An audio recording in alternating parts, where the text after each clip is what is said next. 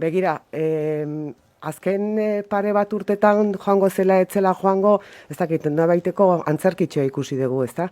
Edozein kasutan, gertatzen dana da, Euskal Herriak edo Euskal Herriaren zati honek Espainiako estatuarekin beste harreman bat ez daukan bitartean, horrela ibiliko garela, eta hori dela hain zuzen ere aldatu behar duguna.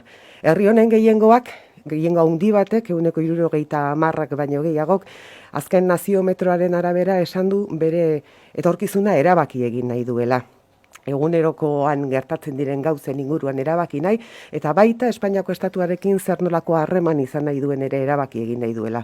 Eta nik uste dut horri egin behar diogula, kaso horri erreparatu behar diogula, eta ez zaizkigula aurrerantzean honelakoak gertatuko.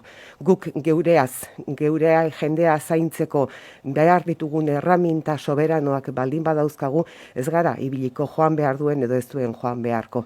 Izango bai gara, soberanoago, eta zentzu horretan, hoiek guztiak ekiditeko bidea izango baitugu. Guk erabaki behar ditugu, gure jendea zaintzeko behar ditugun baliabide guztiak, eta horregatik behin eta berriro esaten ari gara estatus berri bat behar dugula Espainiako estatuarekin, berdinetik berdinerakoa eta bermeak izango dituena.